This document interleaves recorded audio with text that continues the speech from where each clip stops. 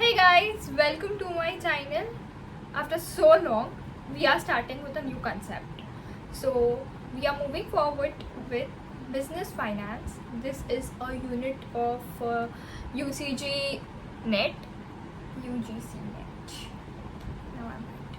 So, let's start. Moving forward with business finance. What is finance? We will understand this. So, basically, finance as a resource and finance as a discipline. When we say finance as a resource, okay, so if we need to build a asset, we need to have finance. बराबर ना. अगर आपको asset create करना है तो आपके पास finance होना चाहिए, तभी आप investment कर पाओगे. And when we understand as business as a finance as a discipline, over there we mean to say that there are individuals, there are commercial, there are government bodies, how they use the funds, मतलब कहाँ पे invest कर रहे हैं, then how they move their finance, how they allocate their finance is finance as discipline. Okay, now we are clear with finance as resource and finance as discipline. Now let's see scope of finance. In scope of finance, first we have public finance. Over there, when we talk about finance, लोगों के मन में यही आता है, profit, sales maximization, then cost कम होना चाहिए भाई. But when we say about public finance, that means जो भी पब्लिक फाइनेंस से रिलेटेड है, गवर्नमेंट, देन वेलफेयर बॉडीज है, उनसे रिलेटेड है. सो इनका मेन ऑब्जेक्टिव होता है नॉन प्रॉफिट, मतलब मैक्सिमाइजेशन ऑफ वेलफेयर, जो पब्लिक के लिए यूज़ होता है. अब इंफ्रास्ट्रक्चर है, इंफ्रास्ट्रक्चर का डेवलपमेंट हो रहा है, देन एम्प्लॉयमेंट के लिए अलग अलग स्कीम्स आ रही है, तो इस स्कीम्स में इन्वेस्ट करना, देन इस स्कीम्स से रिलेटेड जो वेलफेयर स्कीम्स है इनका कोई डिसीजन लेना, this is known as public finance. The main objective is public का वेलफेयर होना चाहिए, non profit objective. Okay, then let's move forward toward security and investment analysis. यहाँ पे क्या होता है, हम लोग नॉर्मल हमारा डेरिवेटिव मार्केट होता है, देन शेयर मार्केट होता है, तो उसमें हम लोग कितना रिस्क लेते हैं और हम लोग को कितना रिटर्न मिलता है, ये सबका जो होता है एनालिसिस, ये किस में होता है, सिक्योरिटीज़ एंड इन्वेस्टमेंट एनालिसिस में. मतलब हम लोग इतनी रिस्क ले रहे हैं तो हम लोग को रिटर्न कितना मिल रहा है. There is a general principle, अगर आप मोर रिस्क ले रहे हो तो आपका रिटर्न भी ज़्यादा होता है, एंड अगर आप कम रिस्क ले रहे हो तो आपको रिटर्न भी कम मिलेगा. Then our third concept is international finance. अब इंटरनेशनल फाइनेंस मतलब क्या, ग्लोबली लेवल पे जो ट्रांजेक्शन्स होते हैं, इंटरनेशनल ट्रांजेक्शन होते हैं, फॉरेक्स, ये सब जो है, that comes under international finance. Then we have lease financing.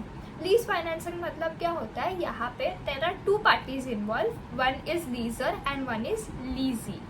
So this leaser is the owner of an asset, okay, and leasee ये होता है जिसको हम लोग रेंट पे देते हैं वो asset. हम लोग मतलब लीजर जिसको रेंट पे देता है asset, that is leasee.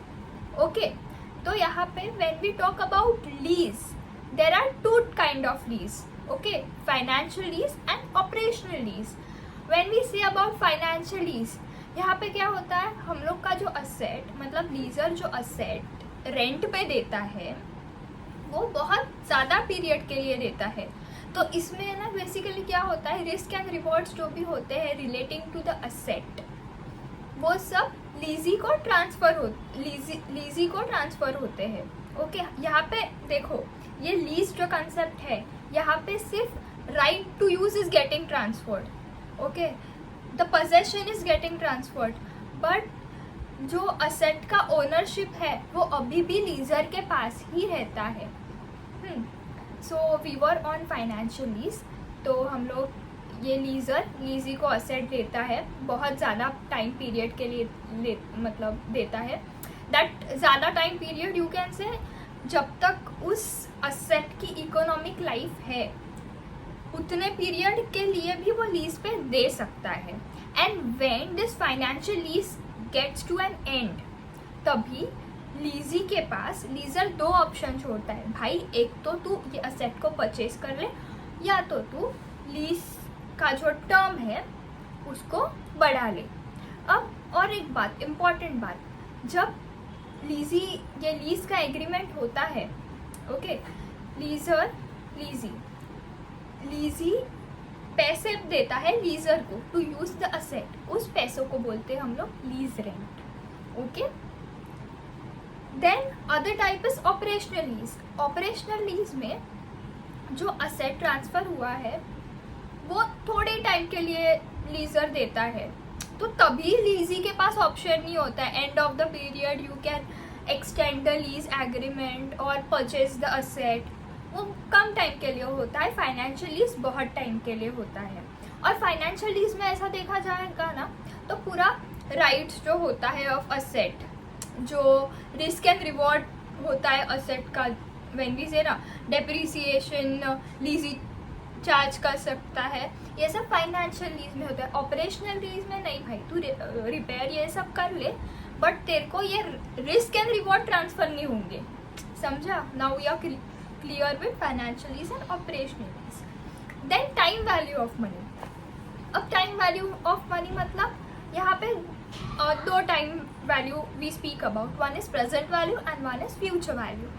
So future value मतलब क्या होता है कि अभी तू पैसे इन्वेस्ट कर रहा है, for example I am investing 10,000 for period of 2 years, so what amount I will get in future, the calculation what we do that is of future value, मतलब जिसका हम लोग कैलकुलेशन कर रहे हैं वो वैल्यू होती है फ्यूचर वैल्यू। व्हेन वी से प्रेजेंट वैल्यू, अब मैं बोल रही हूँ कि मेरे को 5 साल बाद 5 लाख मिलने वाले हैं अगर मैं ये पॉलिसी में इन्वेस्ट करता हूँ तो।